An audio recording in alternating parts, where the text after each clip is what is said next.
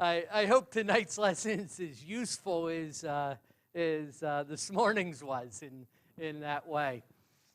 The topic as we continue through Moses' life is Here Am I. And we just sang that song, and we sing it periodically. Here am I, Lord, send me. And of course, that song starts with there's work to be done. There's work on every hand. And every time I sing that, I ask myself, do I really mean what I am singing? And I think Moses' words here in response to God's calling is a strong reminder to us that what our appropriate response ought to be when God calls or as God is calling us to do His will here on earth. I appreciate Ernie reading those verses for us tonight. I told him what the scripture reading was, and I added 4 verses and said, just go clear through to 10. But we've been in those first 6 verses for some weeks now. And we've noted that Moses, starting into the second 40-year period of his life, looks and sees this bush and is intrigued by it because it's on fire, but it's not burning up. And as he approaches it, the voice of God calls out and says, don't come hither, or don't come close, for the ground you're standing on is holy ground. And we looked last week at the holy ground of worship. And tonight we look at what Moses says, because the following words out of the Lord, or out of the bush, by the Lord, is Moses, Moses. And he says, here am I. Now, the song we sang is, Lord, send me. And we'll look at where that comes from in just a little bit. But Moses wasn't quite there, was he? And I suspect on a regular basis, that's where we are. And we ought to start with, Lord, here am I. And as Moses worked through what he had to work through, we will strive to work through our issues so that we can answer the call to lead God's people. Now, when you look at that subtitle, you may say, well, this is about leaders. This is about elders. This is about preachers or deacons or leaders in the Lord's church. But I am ever so confident of the fact, or mindful of the fact, at least, that God has called Christian people to lead. We are an example for one another. We are to be an example to those who are in the community about us. And so there is work for each of us to do. There is a path for each of us to lead.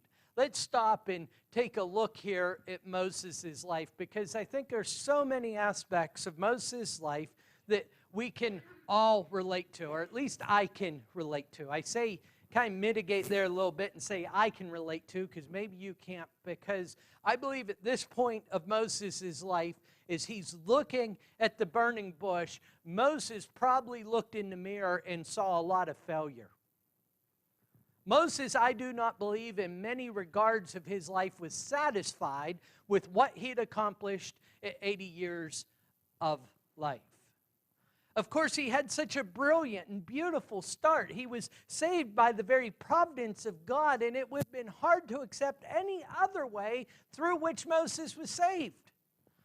And then he was pulled out of the Nile River by the very daughter of Pharaoh and taken to the house or the palace of Pharaoh himself, where the providence of God provided his very own mother to nurse and to raise him and to educate him about his people in his future duties. And at the age of 40, Moses must have been consumed with the idea of needing to deliver God's people, knowing that he was to be a leader. And so he marches out into the desert, being compelled and yet mindful, logically thinking through all the promises God had made his people. He makes a decision to strike down the Egyptian, and in many ways to call the Israelite people to follow him and to rise up. But it ends in failure. It ends with Moses fleeing for his life. Where did he flee? Some would say that Summerville's the middle of nowhere. For those of us in Summerville, we know that Summerville's not the middle of nowhere. That's more like Sigel, right? But Moses truly ran to the middle of nowhere. We've had maps up here in the weeks past that he went out through the wilderness or the deserts, that King James said, through the peninsula there, through or between the two branches of the Red Sea, clear over to Midian. Which, when you look at the map to this very day, there doesn't seem to be a whole lot in those areas. And there Moses settled down. For 40 years, this man who was raised like a king and expected to be a leader tends to his father-in-law's sheep. Notice he's tending to his father-in-law's sheep, not his own sheep. Moses surely looked at his life and said, what started with so much promise has brought about so few results. 40 years now he's been separate and apart from his people. I'm certain Moses thought of those people. Were they still oppressed?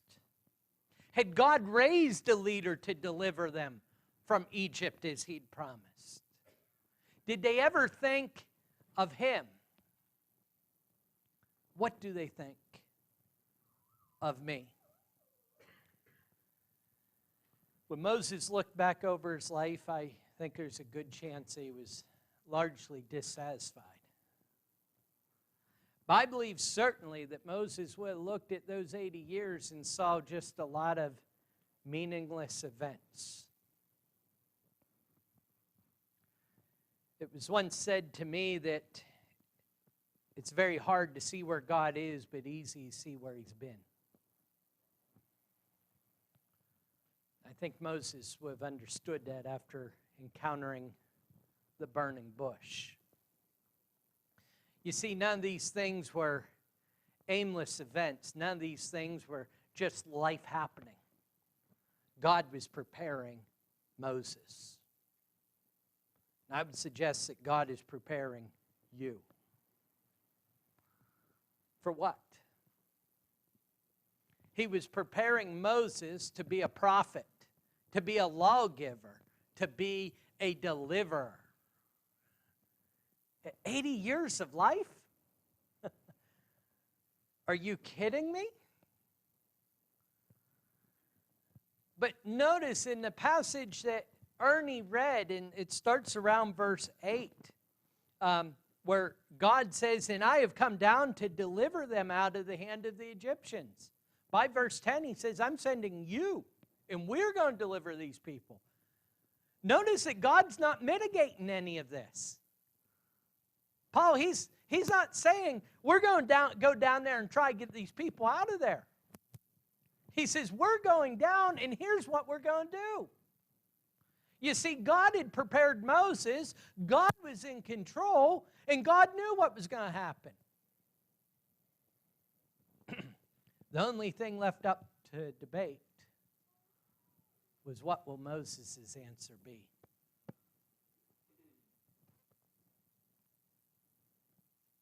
We'll look tonight at Moses' answer, and I hope that we see tonight what we can learn from this point of Moses' life. First off, we see God's call to Moses. Moses, Moses. I mentioned earlier that he'd spent 40 years in the palace of Pharaoh. What happened in the palace of Pharaoh was not a waste. Moses surely thought that he'd turned his back on all those things. That what he'd prepared for and all the things that he was searching for was no more. Now he'd spent 40 years in the pasture of Jethro. I mentioned visiting with Florence today, and one of the things that she'll say to you every time you're with her is how much she misses Ron. 67 years. Florence is having trouble recalling a lot of things, but she doesn't struggle ever to recall 67 years. It's a long time.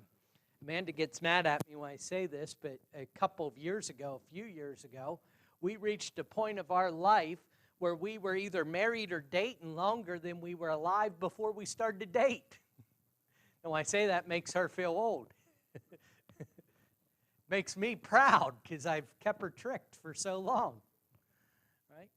Now, there comes a point where you've done something for so long, it starts to have an impact on you, right? You are at a state of mind that this is my life. Think of how far in the past, just as a married couple after being together so long has trouble imagining themselves any other way. This is who Moses thought he was in the pasture of Jethro. Here's what I think is important to recall and to be mindful for not only Moses' life, but for our lives. None of these events are aimless. Now, it's oftentimes said everything happens for a reason. I've stated before, and I'll state now that I don't believe that. You may, and if we disagree, that's all right. Everything does happen for a reason. I may stub my toe because it was dark and I wasn't paying attention where I was going. But I do believe this strong point. God will use everything in our lives for our betterment. And there's absolutely nothing that happens in Moses' life that is not preparing him, conditioning him, and teaching him for the task that is coming. Remember, he was trained in all the wisdom of the Egyptians. How important and valuable that must have been standing in the throne room of Pharaoh. Don't forget, he was instructed in all the ways of righteousness by his faithful mother. How useful that must have been, as he would have needed to constantly recall the promises of God and to call upon the faith that would be so needed going forward. And the part that I do not like, Cheryl, I'll tell you this, I had to email Corey yesterday, and this didn't occur to me until I looked down at this word. And at the end of his email returned back to me, he said, have a humbling Lord's Day tomorrow. I haven't had a chance to talk to him about it, but I didn't like that. I'm not quite sure what he was getting at. But I did preach last Sunday night about worshiping, that we have to humble ourselves before God, right? Well, any humbling experience I've ever had, I've not enjoyed. But you know what? Every bit as important is the wisdom of all the Egyptians, the instruction his mother had given him. Moses needed the humility and patience that the pasture of Jethro had taught him in the last 40 years. You see, Moses had just spent 40 years leading a goat or a herd of goats. I have that picture up there before us just to remind us of how unpleasant of a job that might be. Whew. Don't you think that was the least of his problems in comparison to the people he was about to lead? Those goats ended up being cooperative in light of the people he led out of Egypt. You see, everything had purpose. Everything was preparing him for God's plan for his life. Now Moses was ready for 80 years old, Connie. You know, I think he was ready. I can't sit there. I've got our illustration from tomorrow. I think Moses probably would have liked to have been ready for is that beach in Florida, right? 80 years old, he'd earned retirement, hadn't he? No, it's not what God had been preparing him for. I'm not saying it's wrong for you to go to Florida, just to be clear. But God had not prepared him for retirement. God had not prepared him for years of ease. God had not prepared him for days without troubles. You see, God had worked a work in his life so he might work a work for God. That's why all of these events had a problem. At 80 years of age, Moses' work was just ready to begin. He was ready. What was his response? In verse 4, as Ernie had read for us earlier, we read, when the Lord saw that he had turned aside to see, God called him out of the bush, Moses, Moses, and he said, here I am. Before us are some examples of responses by great individuals. Abraham in Genesis 22 and 11, we read, but the angel of the Lord called him from heaven and said, Abraham, Abraham. And he said, here I am. I look at the task that Abraham had. Wasn't always pleasant, was it? He responded, here I am. In 31 and 11, they're reading of Jacob. Then the angel of the Lord said to me in a dream, Jacob. And he said, here I am.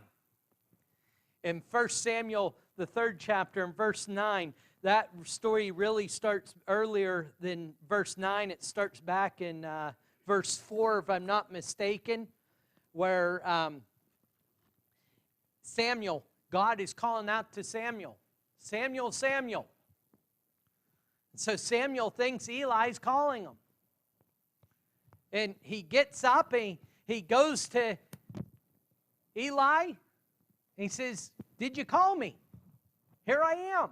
He says, no, go lie down. And then finally in verse 9, this happens I believe 3 times. In verse 9, we read, therefore Eli said to Samuel, go lie down, and if he calls you, you shall say, speak, Lord, for your servant hears. So Samuel went down to lay in his place. And of course, when God calls him, he now perceives it's the Lord calling him. And he says those words, here I am. Here I am. Isaiah 6 and 8. Isaiah responded, and I heard the voice of the Lord saying, whom shall I send, and who will go for us? And Isaiah said, here I am, send me. Here I am, send me. Now you may notice that in all these passages, God is audibly calling to these people. I ask you, brethren, is an audible call any clearer than the sight of the unsaved around us? Is the audible call of God any more appealing, than the clarion vision of the needs within the Lord's body? It is not hard to see that the Lord needs workers. The Lord needs leaders. That the Lord has a work to be done. May our response be, Lord, here I am, send me. Now hold on, Mike, hold on. You don't understand. You don't know me. Now next week we were going to start into the topic, and he began to make excuse, but As I told you, I promised Christian I was narrowing this down to just the introduction. But you say, you don't know me. Now, someone's getting excited. David, keep hold of that thing. I was finishing early, and David's going to help me out. Lord, Mike, you don't understand. I'm not equipped for it. I can't hold on to the clicker, David. You can't trust me with that.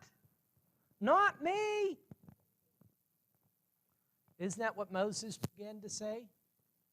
Lord, you don't know me. You don't understand. I'm not equipped. I'm not qualified. I'm not ready. But you see, God knew Moses. He wasn't asking. He didn't say, Moses, do you think you might possibly kind of be interested in this job? I've searched for employees. The nature of my work is I'm trusted by my clients, so I want to make sure if I send someone out bearing my name that they are qualified and they're going to do a good job. So I try and get to know the people that I might hire. I've sat down with a handful of candidates and I ask questions. And really, you still don't, in my estimation, or I'm not good enough to know people until I'm with them a while, till you get out and work with them and see what their work ethic is like, what their character is like, and you spend some time with them. And so when I'm starting one of those relationships, it kind of goes, would this be something you'd want to do? Are you certain you want to do this? You realize how much you're going to sweat. See, notice the Lord's not asking any of those questions. He knows who his man for the job is. He knows who the individual to carry out the task is. I've oftentimes said how much more sense it would make. People look at the gospel and are so confused or just don't understand why God would choose baptism. I look at the gospel and I can't figure out why God would choose me. Immersion in water makes way more sense than using flawed individuals to spread his word, his perfect message. But you see, God knew who his man was. He'd been working on him for decades. And God knows who you are. As I mentioned before of Moses, the question lies not in God, not in success. The question lies in you. Paul wrote to the Roman congregation at the very heart of the most powerful city on the face of the earth. And he talked about a power in 1:16 when he says, I'm not ashamed of the gospel of Christ, for it's the power of God unto salvation to everyone that believes, to the Jew first and also to the Gentiles. He's talking about power. The question is not in God's power. The question is, what will our answer be? What will I do? That was not you. I'll agree with that. What will I do? The fear of leadership. No, Christian, you're fine. I believe. We'll see. There's all kinds of fears, aren't there, of leadership. It's daunting. Think about what God is asking Moses to do. He fled from Egypt for fear of his life. And now God says, go back down there and stand before Pharaoh and demand that his profitable slaves be let go. How many times have you said to yourself, how many times have you heard, I'd share the gospel, but I'm fearful of what the results might be. I just said to so-and-so something, but I don't know what they would say in response. How often are we fearful of leadership? But there was something interesting about Moses. Moses offered all of his excuses, right? Just like you and I. But what do you think made Moses say yes and eventually go back down into Egypt?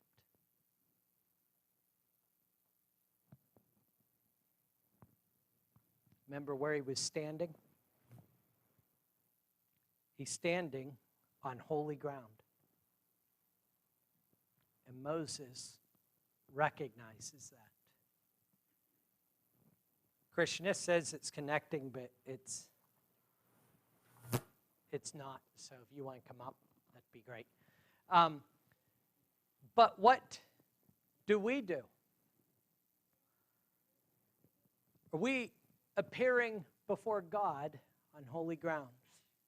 You know, last week we talked about the holy ground of worship.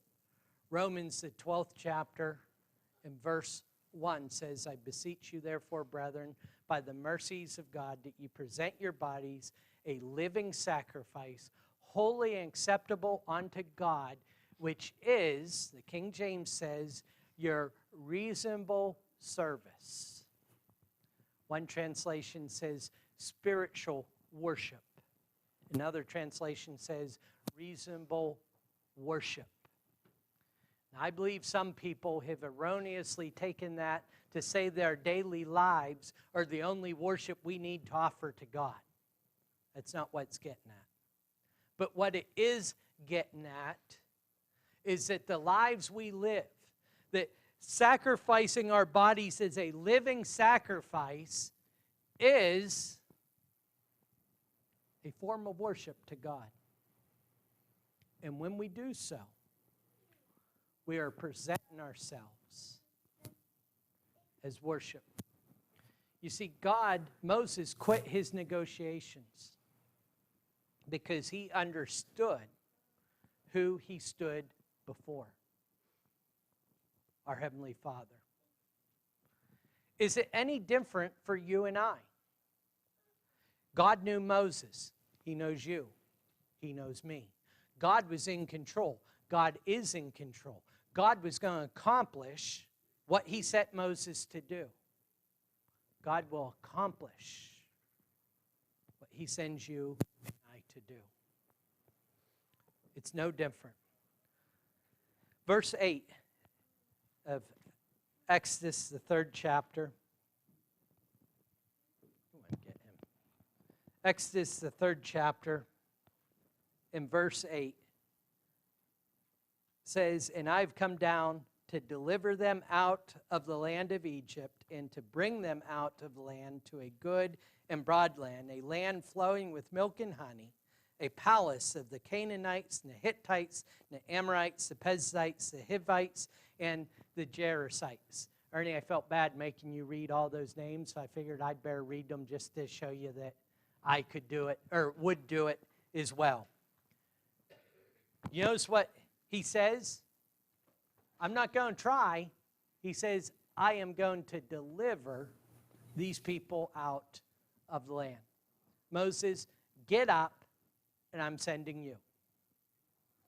God has said that he's given us a power. God has provided his Son to present mercy and grace to this world. Let us take our feet. Let us march forward. Let us be willing to provide the kind of leadership that God is asking us to provide.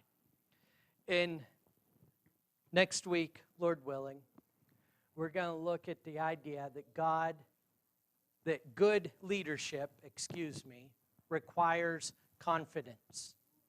If you would think about that for next week. What kind of confidence does good leadership, especially spiritual leadership, require?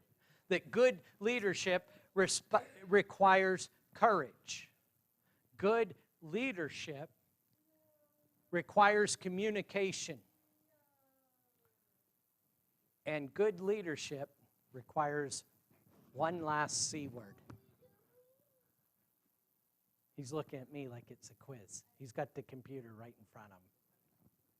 He looks up at me all puzzled. It's an open book.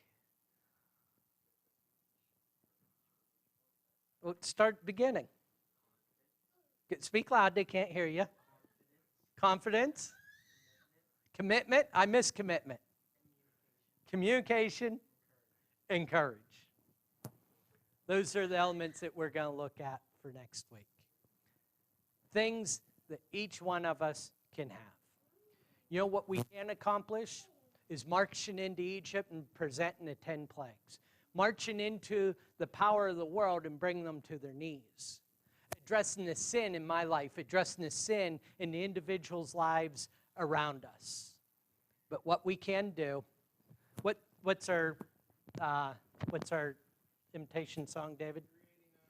389 is we sing that in just a moment. If we submit ourselves to Jesus, you see, he's conquered all the things that we can't do. He's made it available to us. Now he's asked us to do what we can do, what we should do. Will you? Are you doing what you should do? If you've not submitted your life to Jesus, why not take those first steps of faith tonight by confessing him before men, repenting of your sins, being immersed for the remission of those sins, and living a life wholly and fully dedicated to him? If you're subject to that gospel call, then please come forward as together we stand and sing.